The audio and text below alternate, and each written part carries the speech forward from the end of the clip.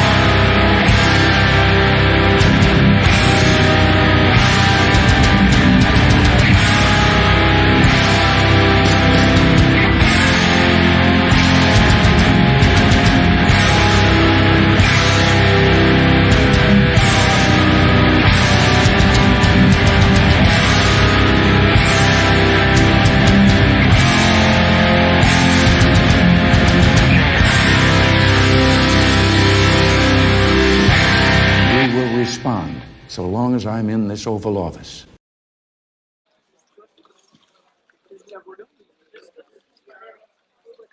Yo.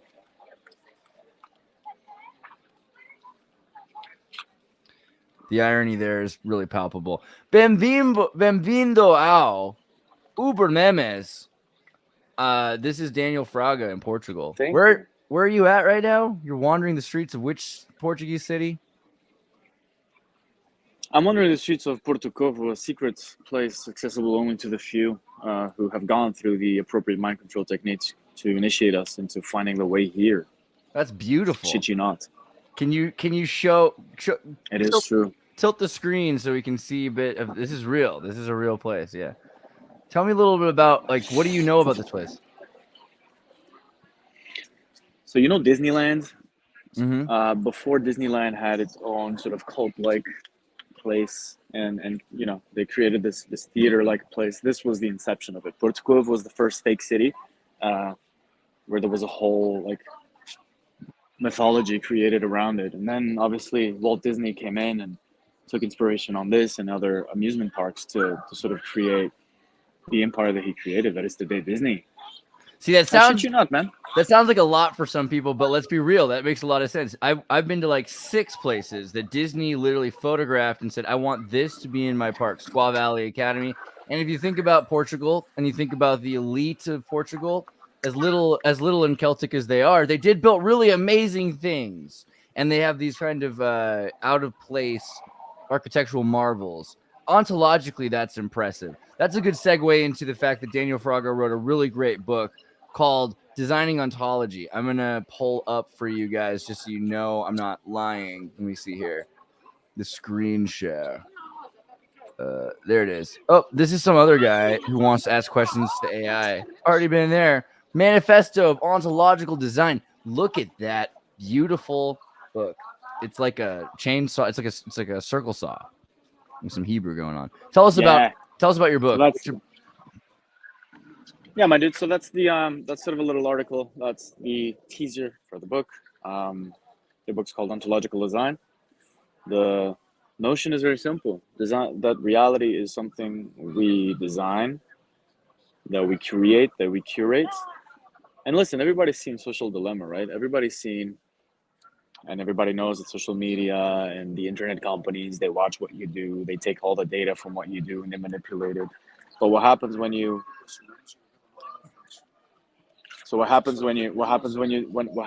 take that and you make that a solution, right?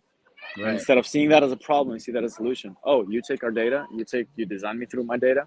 Okay, cool. Then I'll do it. I'll do it myself as a design discipline. So what that opens up is the possibility to create these life worlds, these places where it's not only physical spaces, but also dwellings that you inhabit online virtually, where you do to people what B.F. Skinner did to rats within mazes, if I'm making myself clear. And we can expand on that. But the whole premise is that you'll design phenomenology, you'll design people's beliefs, and that's the next threshold for war, man. That's the next threshold for where we're going. It's no matter about believing the right thing or the wrong thing, but just whose designed belief will survive after the great AI war of belief design. It's crazy. Looking at the world right now, that's exactly what every AI is trying to figure out ontologically. What is a thing? What's separate from the thing? Booberism, unanimity -1. When you talk about a war, when you talk about creativity, do you think that we're able to make an impact on reality itself or on the way that we interact with reality? That's the core of the secret, right? And that's not for everybody. But well, I'll answer you with a riddle. Does it matter? Does it matter if it's like the real reality or the way we perceive reality? As long as Aren't we the energy always is the already same. included? Exactly, and that energy is us. As long as we include ourselves in the way that we perceive reality, then we're thinking straight.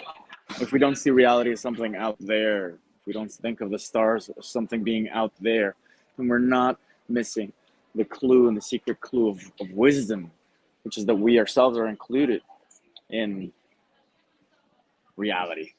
You can't see reality other than through your own eyes, right? Well, Does that make so sense? maybe through empathy. So I got a question about your background. How did you get into philosophy, ontological design, awareness of mind control, and of controlling your own mind? How do you get into all that? Right. Studied architecture at the beginning, and then I realized that it's a design discipline that allows you to make buildings and allows you to solve all these problems within like built space. But I wanted to go further, right? I wanted to go and discover what makes people tick. How can we tap into that? How can we play with that? Then I entered other fields. I've worked in virtual reality. I've worked in advertising. Currently I work in AI. And what this amounts to is my infusion of occult practice in the world of design and technology, because that's precisely what it requires at this point. I would say it requires the awareness that what we're actually designing is a little bit more than just apps and cool programs, but it's akin to designing, religion. Instead of playing the game of your next door designer, you need to realize and wake up that if you're a designer working with AI today, you're probably playing the game of Moses more than Steve Jobs. You're inventing what's going to be the next religions. You're going to wire everybody's brains, leveraging AI, and it's a winner take all situation right now. So is Portugal full of Not only in terms of oh, go ahead. Sorry, go on. No, go. Not only in terms of what? Not only in terms of like the computational power, so it's not only just the Googles that are going to win, but throwing money at the problem is very important, but it's not the whole thing. The skill to weave it, the occult skill, the occult design skill, the talent with which you articulate these things, that's also a really crucial piece of the puzzle. Do you think that life in Portugal, the politics in the last 20 years, do you think that sort of affected your interest in working in architecture and technology and philosophy instead of something else? I've been an expat for like 10 years, right? I've lived in London, Netherlands, and currently in Denmark. So it gets to this point where it's like location is not a crucial consideration in the networked age if you're working with the right things and technologies and asking the right questions to, let's say, the universe to make it a little bit more palatable. So you carry yourself through the networks that exist in the world, and so I would say that it's not, Portugal's where I'm from, so where my family's from, but it's we're definitely playing at a field that is non-locational. It's not about the location. So what is it the about? Yeah, what's something about? else. What is it about? It's about tapping into the flows, of your own interests, of technology, of creativity, and then writing them in an honest, interesting way. And if you have a little bit of talent, and if you can smell the things that other people cannot, then I guess that's a plus. So right now we've got America going into we got Nancy Pelosi going to Taiwan, and it's, she's not a very important person. I think we all know that, but she's also the most important American to politically speaking. That's kind of funny to say if you think about it, because I think a lot more important Americans who work in corporations and technology and AI go to Taiwan. Anyway, Nancy Pelosi has gone to Taiwan, and the Chinese government of PRC China, mainland China, say, hey, if you go to Taiwan, it's creating war. You're trying to create war between America and China through Taiwan. What do you think of that? And do you think that there's a solution? It sounds to me like China is using its own ontological design. What is our solution? Also, explain both. Right. So you broke up a little bit there, but I think I got the gist of your question. When it comes to the arm wrestling between the regimes, I think Biden needs to go to diplomacy school 101, or he's doing just exactly what he has to do, just for a different employer than the one people think he's actually serving. Second, China has this. They're gonna build the first state that is a sensocracy, that is government by data, through data, ontologically designing a whole population, because they have these building blocks ready since 5,000-6,000 years ago. Individual freedom is not, individuality itself is not the same value in China as it is in the West. We value it a lot. It's really important for us, but it doesn't exist like that in China. And so it seems like they're primed for, accelerating towards the technological escape horizon, so to speak. In other words, they're primed for becoming the first AGI, symbiotic intelligence, hybrid mind country. That's the future of geopolitics. Is the fusion of man and machine as a geopolitical entity. Then China is like leading that, because the West just works differently in that regard. Do you think that do you think that China is, like you said, is it because of 5,000 years ago? Is it Confucian values that are setting them up so well for AI, or is AI becoming kind of a subsequently designed in the form of the Chinese ideology, because it's those are the people working on it besides our military? Yeah, interesting. That's a good question, man. So if you broke up a little bit there, so what you were asking, if I got you correctly, is that are we able to use AI to design the population, or is it that you have to pay attention to some pre-existences within the population? My God, the 5G signal is haphazard over there. Let's hope that he pops back in. I'm sure he will. It's just going to take a second for him to turn around. Well, I mean, this is fun. I like doing this. We should do more live interviews with people just in random locations. There he is. See, I knew it'd be fun. 5G, man. What an amazing technology. My apologies. All right. So you were at, that was the internet. The network gods do not want us to talk about this. Of course. But this was I like the way you rephrased my question in a much more eloquent way. I think it was, do we have to look, you said, do we have to look for a telephone game? Do we have to look for the effects of pre-existing effects, or are we able to redesign reality with AI? I think that's what you said. I like that better than my question. So answer that. Yeah. I guess at the early stage, good designers will always look at the terrain. You can't build a house if you don't understand the terrain, if you understand what's in there. And if you're designing people, you have to understand what's in there, in the people, for a start, right? Chinese culture. Think about that. Chinese religion, the hundreds of thousands of years, the psychological pre-existences that are typical of certain populations, those do carry in to AI design. And if you're a smart designer, obviously you're going to pay attention to that. And that's stage one of all symbiotic intelligences between AGIs and populations. Stage two will be more advanced, and to be honest, it's very hard to predict what happens then. But I think that's the way I answer the question, right? So stage two is bigger. Stage two is full on, where we can start to hack the design more, or it's interesting because the word hack implies that you're kind of cheating it. But what I would say is that you're not so much cheating it as you are designing, leveraging like this great new power that's available to you, right? poor You're Europeans. not gonna get anything for free. They taught you Europeans that hacking was cheating. That is an ideological faux pas. Hacking is where, let's say, I take a piece of wood or a piece of marble and I turn it into a sculpture. I hack away at it, right? So if I hack at some code and I add new code or change any code, I've hacked the code. It has nothing to do with good or bad or cheating. It's just changing things. It's ontological design. Yeah, so it's just craft. Yeah, it's crafting, right?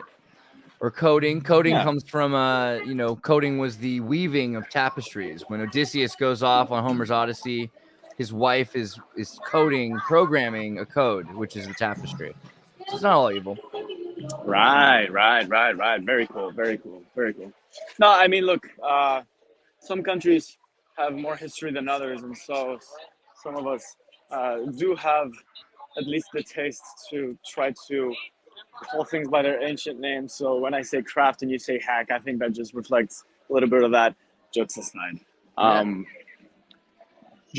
I think like it's a craft. That's my view, right? It's a design skill. It's like having to reinvent shipbuilding when right now there's a new kind of ship that we can build. Then the question emerges like, oh my God, how the fuck do we build this new ship? What kind of people do we need? What kind of craftspeople do we have? What kind of talent? What kind of material? What kind of wood? What kind of all that shit? And that's the metaphor that I'm using for the current challenge. Nobody knows the rule set. Nobody knows the rule book. That's where I like to be, by the way, because that's where you have space to make up the new rules. Because indeed, one of the pressures of the old world is people do follow what's been there more than I guess they do in America. And so my message here is simple, is we're kind of inventing a new art form. And the subject matter of that art form is human fucking beliefs. Brainwashing is art. What if brainwashing was art? That's my question. That's the single question. I mean, What if you could do that to yourself? What? What if you could do that to others? Yeah, but then that's just this crude consumetarian or consumerist way of approaching that. It's not even art. It's like a thrift shop, bootleg. You know, no, get a good European designer, pay him well, and you'll see what he can do. You know what I mean? It's designer belief systems, not just off the shelf cheap shit. Yeah, I mean, you know, They do that, and the thing is, like, if you're playing with brainwashing, then, oh my God, the horizons are endless. Well, you look at the video games coming out, like Cyberpunk 2077, European design. It is not a digestible cafeteria mind upload. You have to change what you're going through, and you know, so these kinds of new Euro games are probably even beyond American movies in terms of mind control. I think that does make sense. Right. You had brought up something earlier. We talked about this before. I know you're eagerly fascinated with Tartaria and the idea of ancient history and revision of history. Exactly. What do you think about this idea that I mean, we're told America is supposed to be so young and Europe's supposed to be so old. America's a couple hundred years old. Spain's what, 300 years old, 400 years old. You got to think about the Cordoba Caliphate as a different thing. Portugal, similarly, is kind of technically a new country. Germany didn't exist 200, 300 years ago, right? So we have this idea of Europe has got this psychological condition to believe that everything is very ancient and has been there forever. But really, isn't European culture only a relatively new? It's a mind control to make you think it's ancient. So you have to not change it. What do you think? Right. I think the cool thing about America is that, obviously Europe goes through ups and downs and things change. Yes, Portugal is a country that was in the modern format founded in 1910, but before that, there were many other iterations. However, with America, for example, what happens is you have it's not like a blank canvas continent because there was people there, but obviously you erase them. But it's literally transplanting culture and starting from scratch. And that's something that has never been tried before. And so that's why you get so much space, so much opportunity, so much young spirit. And that's the good thing about America is like, yeah, we can do it. Let's invent something new. And so that's my answer to that, I guess, contrarian question. But I think we can marry both of those things. Enjoy the benefits of the old as well as the opportunity of the new. You're on mute. Giggity. Do you think humanity is headed in the right direction or the wrong direction? Who? Humanity. Do you think that humans and civilization are headed in the right or wrong direction? It depends on what people like us end up designing. Because the great message with I feel ontological design is we steer. We steer. The greatest power in the world is commanding minds. Because you don't have to control the guns when you control the minds of the people who have the guns. You don't have to control the means of production when you control the minds of the people who own the means of production.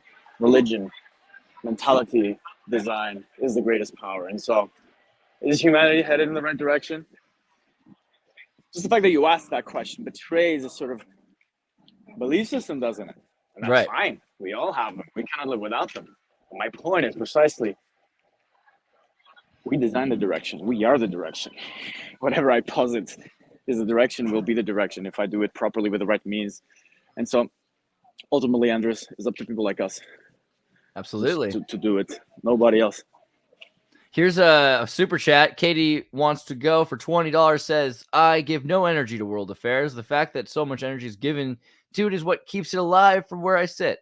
It's all just staged events, actors playing roles. Okay, so on one note, we can nod and agree. On another note, you just mentioned that we ontology design how we perceive things. How do we tackle world events using designing an ontological design? Such a good question. Here's an insight. You design the problems. So one of the ways that we design beliefs is not that you design the actual content of the belief, but you frame the way people approach the form of the belief.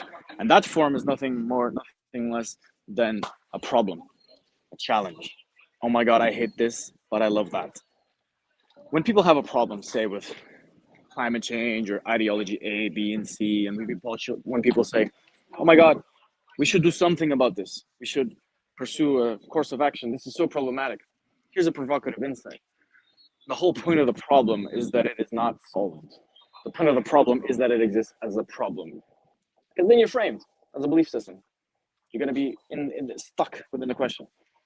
Whenever you see a lot of people debating ideology, do they really want to solve the problems that they're thinking about? Let's think about it in another point of view. Relationships. Some people have a lot of relationship problems, but they stick together, not because they're trying to work through the relationship problems, but precisely because of the problems. So, all relationships are BDSM. Some are conscious, some are unconscious. We enjoy our problems. World events are the same quality of problems. They frame our ontology, they frame our belief systems because they tell you how to relate to them. They say position A is right, position B is wrong. And they throw it at you and they tell run after B. But what I want to reevaluate is the whole frame. Framing of the question is the powerful thing to do. So it's also a little bit of a secret. So by designing, if you think about it, that's what all politics and media has been doing. It sets up a problem, and then the populace argues out what sounds like the solution.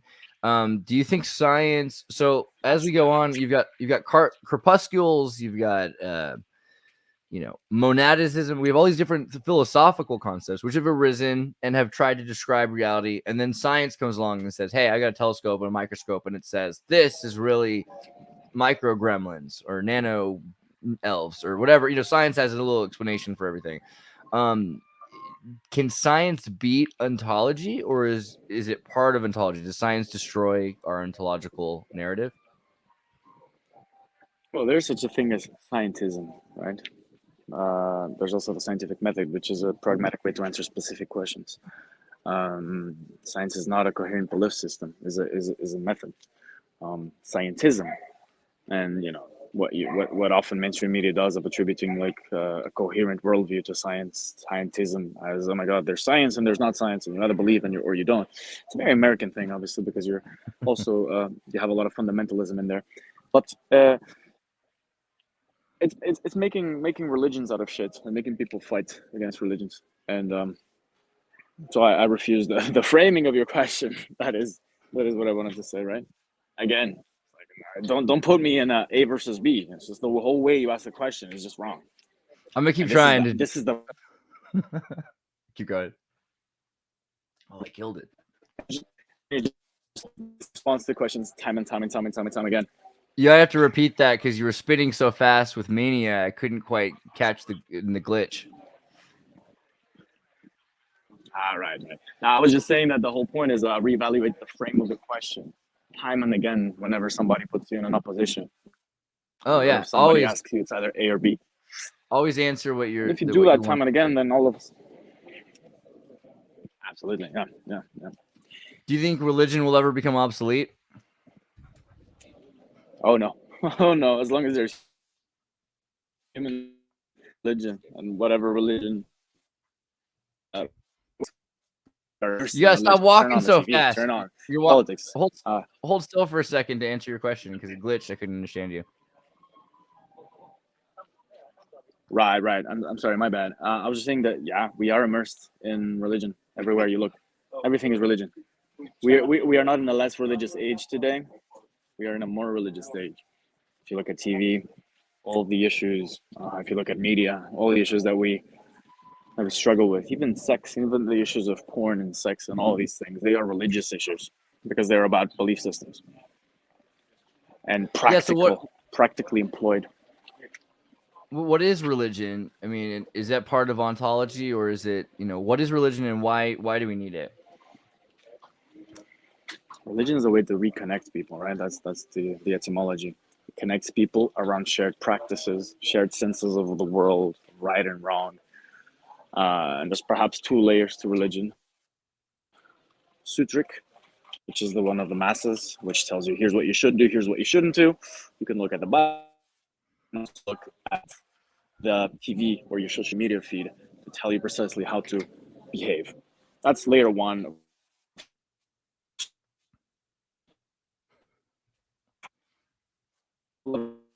Hold still. I don't know what you're saying. I got a glitch here.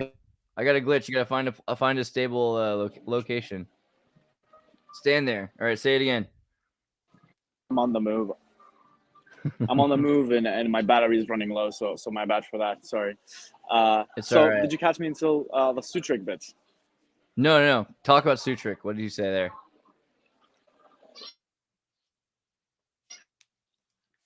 Description of rules of behavior on super glitch. The more tantric. Sorry, bro. It's all right. Super glitch. So you try that one more time. It's worth it. I want to hear it. You might turn off your camera for a second so that just the audio goes through. See if that helps.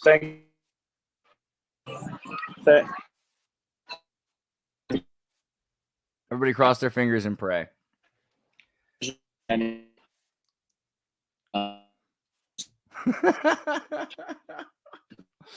like Neo in the Matrix. He's like, and like the silver is going down his throat. I love that scene.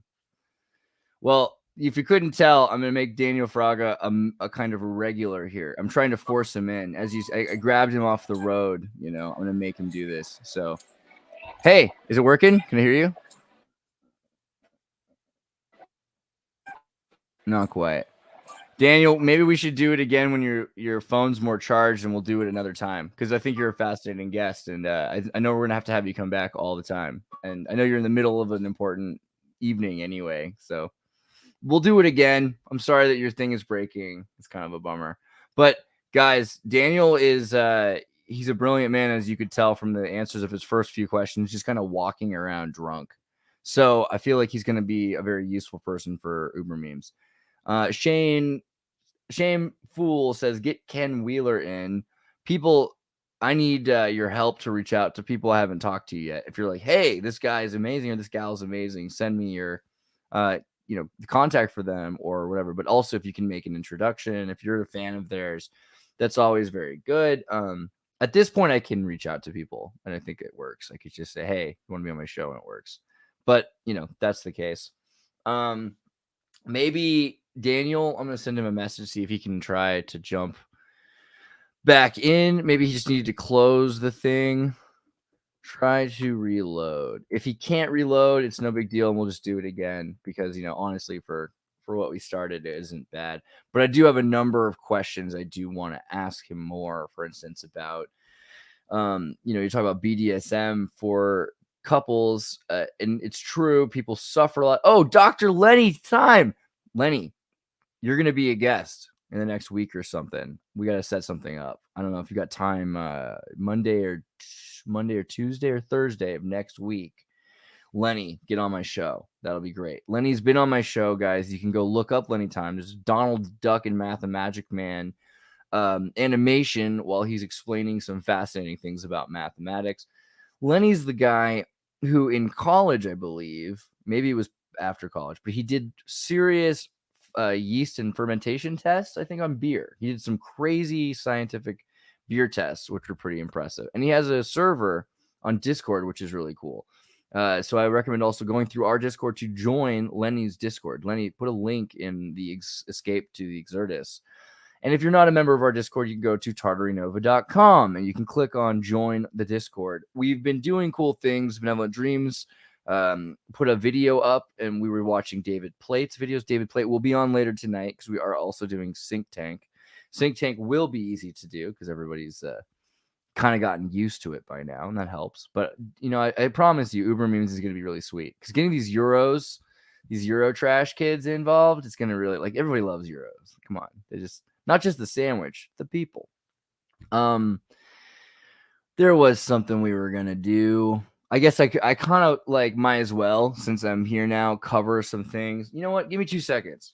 I'm going to grab something for you guys. And in the meantime, let's just pretend that this was the end of that segment, I guess, because he's busy. I'm going to go grab something to show you. But don't leave. Don't leave.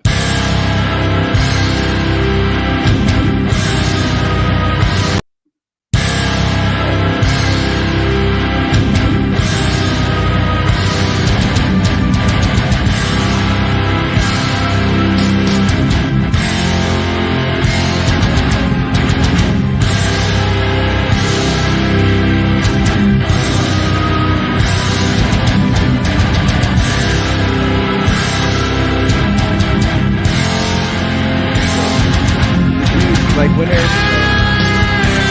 Portal and Alphabetic podcast, and they saw that on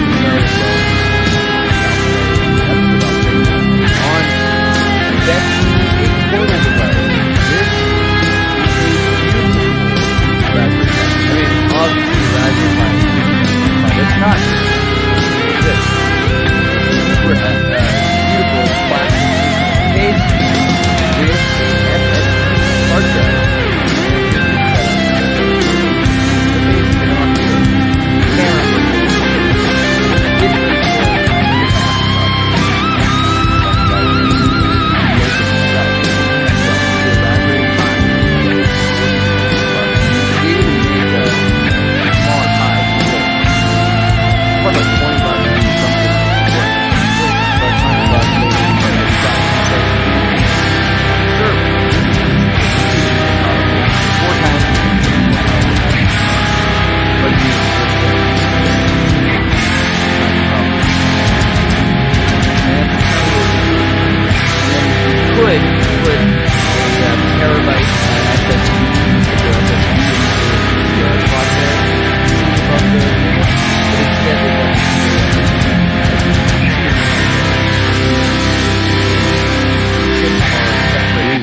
so you can run so them long both as at the I'm same in this time, which Oval doubles Office. the processing speed.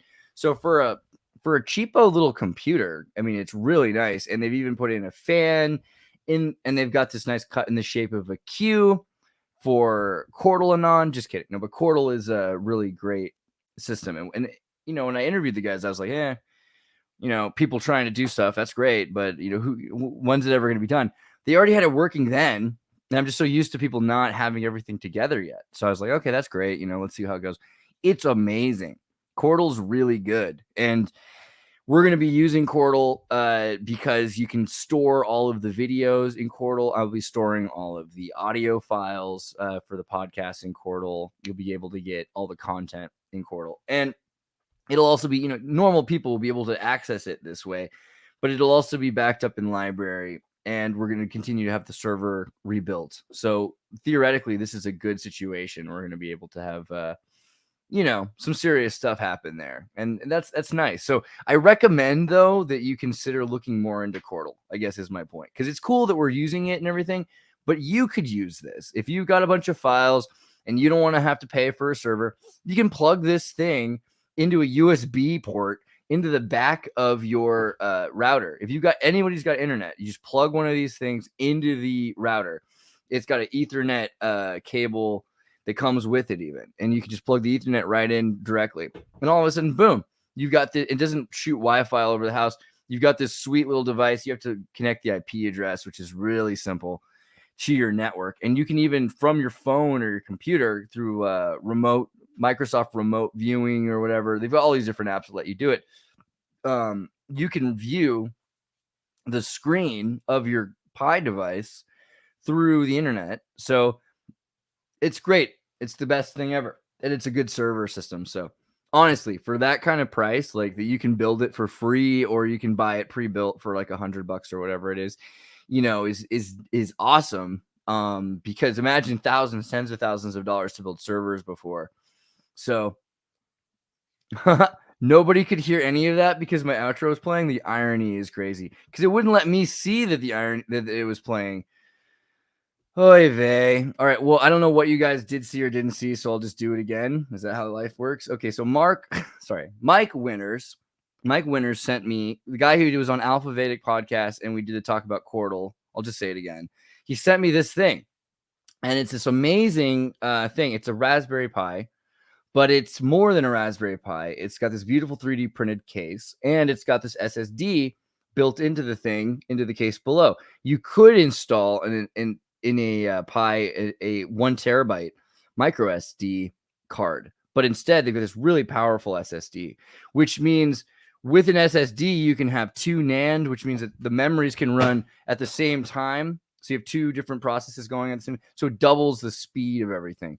And it's got an Ethernet port in the back, so you plug it directly, the Ethernet directly into your router, and boom, you're good to go. All of a sudden, you have a server, and servers used to cost $10,000. A lot of them still do for like less than $100, or built for free yourself off existing parts. And again, it doesn't even use that much electricity. It's USB powered, so you can plug a server into your USB outlet on the back of your router, and it'll work. And so from there, you've got remote desktop software is free. You got apps on Android, on your Mac, on your PC, on your Linux. You can look at the screen online through your phone or through whatever device and operate the thing. But what's most important is to just leave it running. And when it's got all the files stored on it, you've got your server. People can go and say, hey, I need to get a copy of that file. Well, is it on Google? No, it's on your server. It's on the Foundry. It's on the Tartary server and whatever else. So it's really sweet because, you know, that's the deal. So if you want to get yourself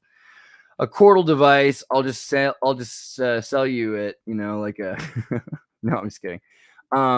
Chordal.org. Let me go to their website just to show you it. And you can build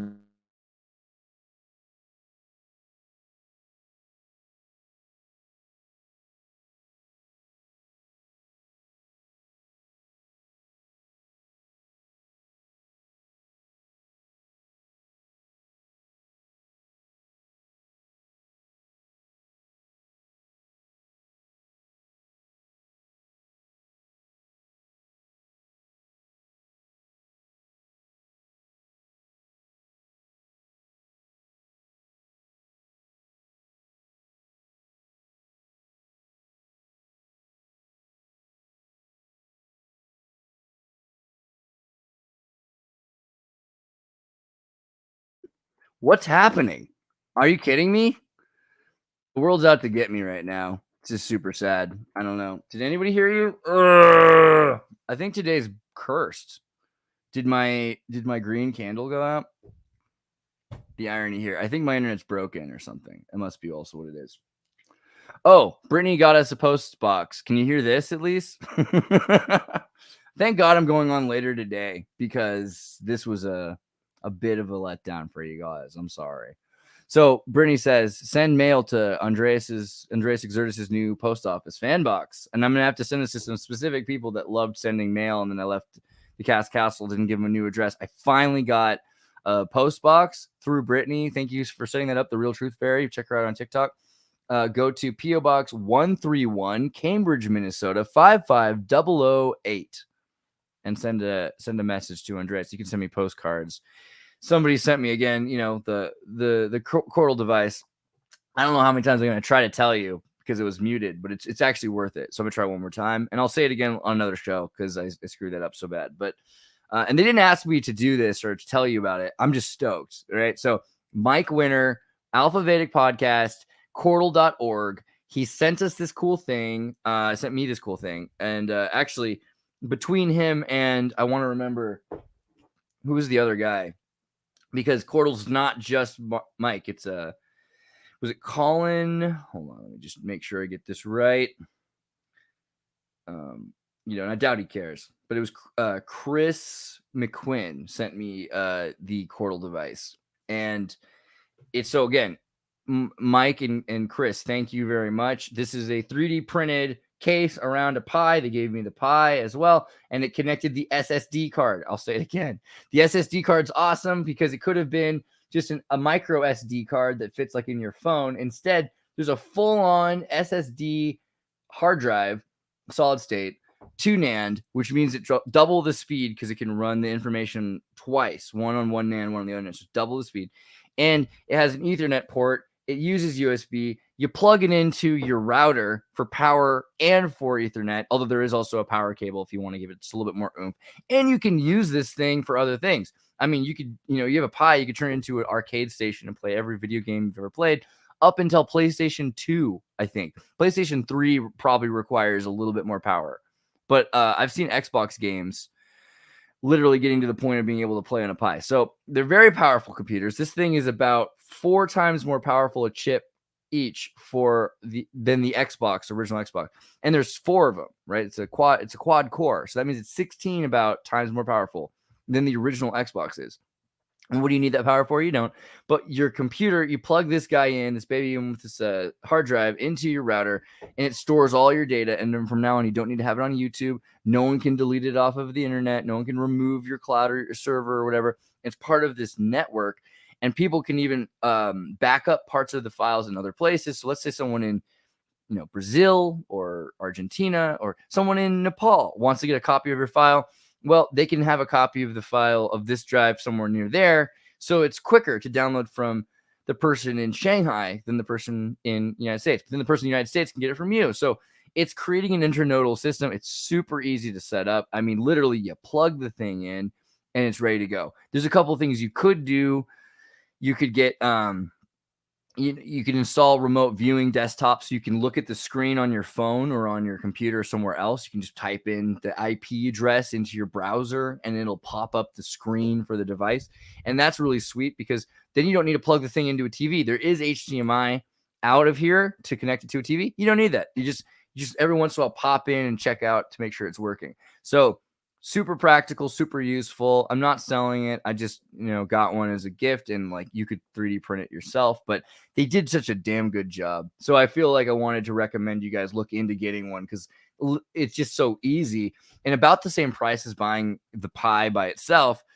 Plus, if you're going to get like a case for it, because a Pi only comes as a chip, it doesn't come with the plastic case, and they've got the drive. So this is a $10,000 server. 20, 30 years ago, a computer like this would have been the size of a van or a wall, and it would have had in the year 2000. I'm not kidding how recently this would have been. This thing would have cost $10,000 to $20,000 for the kind of processing power it has. So for less than $100, pretty amazing. I'd probably pay more. But yeah, that's why I recommend the Coral device. I'm glad you got to hear that. Planet X Hunter, thank you for the grift reward. I appreciate that. I will show it again. Send post mail to PO Box 131, Cambridge, Minnesota 5508. I hope to get some more postcards from Richard. Richard, shout out. And I'll send you this by email because I know you're all over the place, and I like that. I think that's good. I got a super chat from Brittany telling me that nobody heard what I was saying, which is kind of a metaphor for my life. So it's not that bad. And just to reiterate, yes, Lenny, we're going to have you on the show as soon as possible. Katie, thanks again for not giving energy to the world affairs. It's the best way to get through it. I think that's probably good for now. Because again, remember to come later tonight because I'll be doing Sync Tank, which is great. I'm trying to get the morning on Tuesdays to be Ubermemes because I want to bring that Euro vibe. Tomorrow, Raf is at a music festival in Austria, I think. So I'm looking for another European, to help tomorrow, but we might be moving just to Wednesday Ultra just for tomorrow, and I'll do it daily. So that's my plan. And then, yes, we're going to get Daniel Fraga back, as well as I'm going to try to loop in some more Portuguese philosopher architect kids like, Pedro Paulo supposed to be here. I will personally beat him up. I'm going to get on a plane and go over to Portugal and teach him a lesson. If he's still in Portugal, because maybe they're in Holland. These Euro trash train robbers just riding around, changing the world. I like them a lot. So you can also see previous episodes of Daniel Fraga on the show by going back in time or going and searching in my video section for APM, because the APM Advanced Philosophy Memes videos were with Daniel Fraga. We're going to try to bring back Advanced Philosophy Memes as a show to an extent, but I think Ubermemes might take it over. And if you are from the Advanced Philosophy Memes group, know that you can get into Ubermemes by going to tartarynova.com. Let me see if I can get anything to load. I'm having you can't even get my browsers to load. So it is what it is.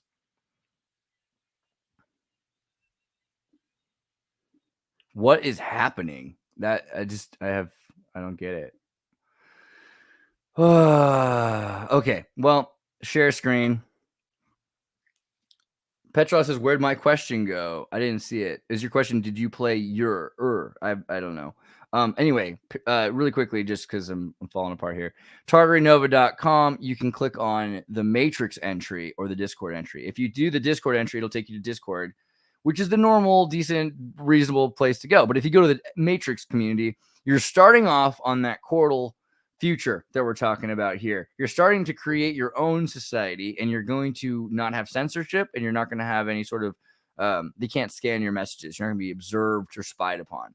So it's a big deal. And so I really recommend when you go to Tartary Nova, take the time to try the Tartary Matrix community. It's better. But you can go through Discord to get to it, because in our Discord we have a link to the Matrix community. Inside the Matrix community, there are thousands, literally not kidding, about 1,000 rooms, maybe 1,200 rooms that I've created. And then we're associated with another 1,000 rooms. And that seems like overwhelming, but the community is a space. You can select through the rooms. They're kind of like subreddits in a sense. And some people and some ideas have their own subreddit. So if someone has their own place, is connected to our group, but they're allowed to say whatever they want to say in their chat. And you'd be surprised. Lots of people will be filling these things up. In the 5 years that I've been working with Matrix, it's just in the last year become completely usable and then surpassed Discord. It was always functional for like the last 4 years. But now it's just, you can do video chat, radio chat, record your chats, do community night viewing, does not cost any money. You can't have your group destroyed, deleted, etc.